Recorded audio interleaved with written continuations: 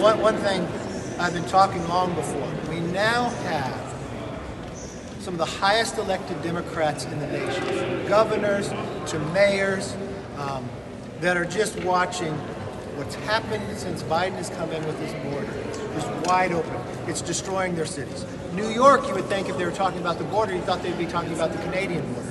That is not the case. The number one issue in New York today are all the immigrants who came here illegally and the cost that it is to the city. They have asked this president to do something different. The governor of New York has told people to go somewhere else. The governor of Massachusetts has declared an emergency. El Paso mayor says it's on the brink of whether they're going to collapse. The president's created this problem on his own with his own policies. His secretary says the border is secure. The only person who reports on that is CNN, and I don't think they even believe it. But the thing that we have found time and again, you watch that border agent all bloody and the battles that they've had fought down there. We've watched what has happened, people coming from 160 different countries.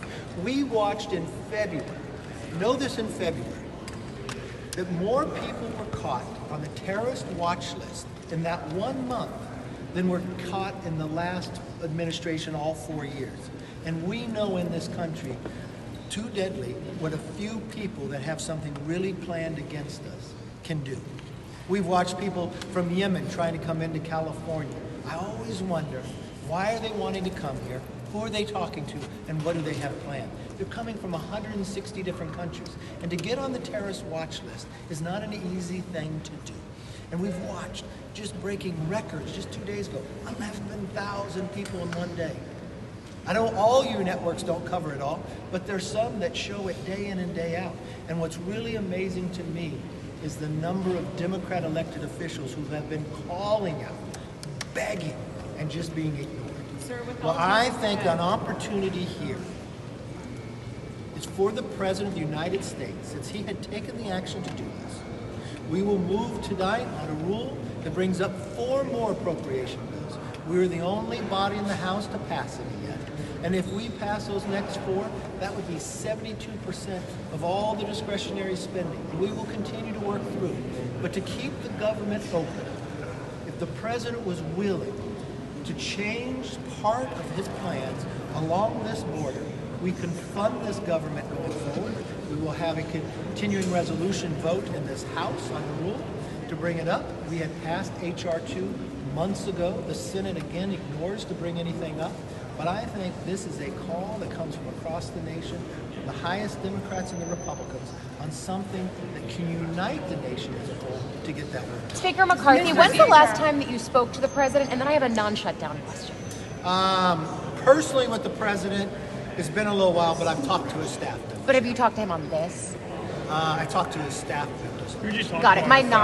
My non-shutdown question is, can I have your reaction to, if you have any more faith in the Department of Justice since the indictment of Senator Menendez, do you still think it's political? Look, I've watched their political actions taken before. I don't know about this case. That doesn't mean every action they're going to take is political, but I've watched them use political plays many times before, and I think the country has... So this doesn't sway you at all? What you're proposing right now, getting the appropriations bills through that you can, and then a short-term CR with the border provisions, do you have the votes for that? Well, I would sit back and think, if the highest elected Democratic governors and mayors, it would seem to me there would be some Democrats who would want to do this. But within your own party? Well, I wouldn't know who in our own party would want to side and take the position of Biden on the border.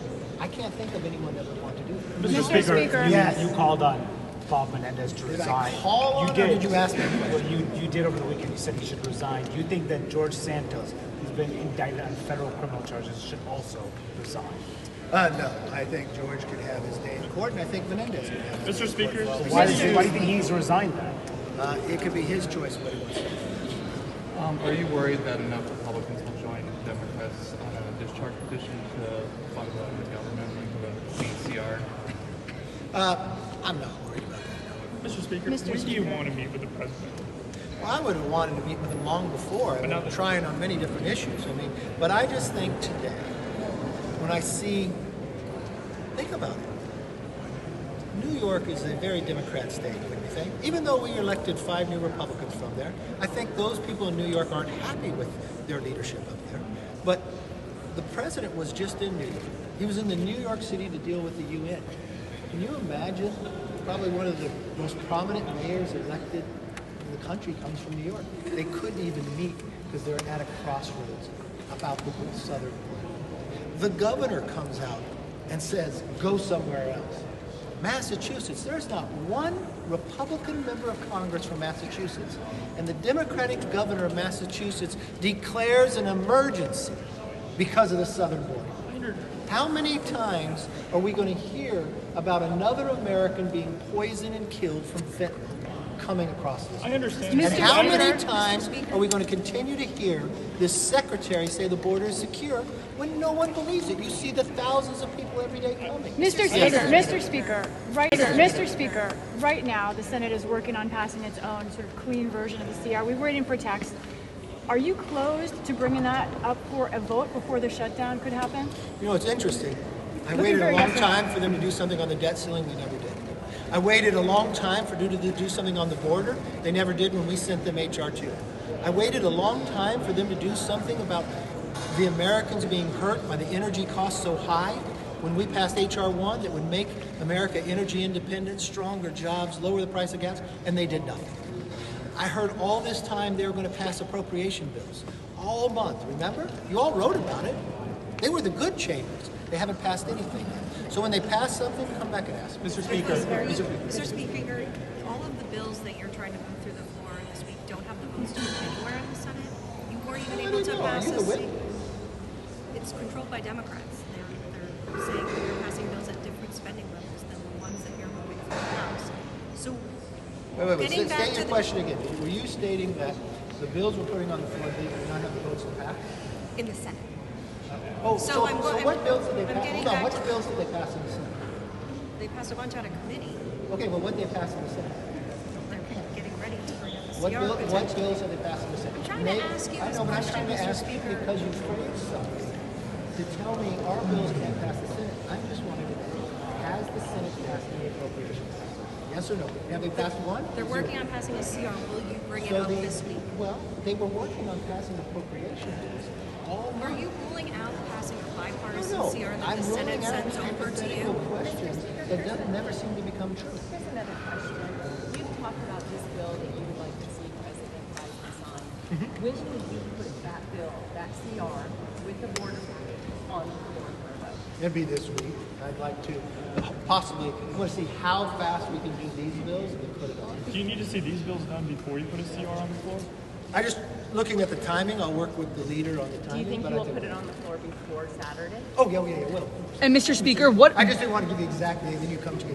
If I said Wednesday, we had to do it Thursday because we're doing. Mr. Speaker, what continuing resolution will that be? Will it be the one that you unveiled in committee last week, or are you going to make changes? I like that one, and I know there are some other ideas that some people have maybe to add to it. A little What would something be I don't know. added? No, we'll look at what people are talking So it's not even final 5 yet. days or what? How long? I think that was about 30 days. I think 45 days. Well, which one? So it's 30? not- Yes, I'm sorry, what? Would you definitively rule out whether Ukraine aid will be part of it, or is that still on the table? I don't think Ukraine aid should be taken up in the supplemental. I don't quite understand With the CR? when you have all these people across the country talking about the challenges happening in America today, that people would go and say, oh, we need to do Ukraine and ignore what's happening along our border.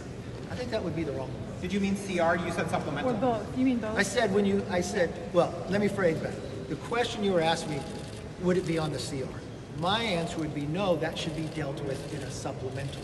So those are two separate things. I'm only talking about keeping the government funded during. But Mr. Speaker, it sounds like that bill's not final, right? Mr. Speaker, Yes. so what seems to be some of the major concerns that are still on the table that you need to work with with other Republicans in the House? And then if you can you also provide a response to the president going out to the auto workers strike? We've got a big table to really work on all the issues. It's interesting to me. The president goes out to the United Auto Workers strike. He created the reason why they're on strike. They're on strike because their jobs are going away. Why?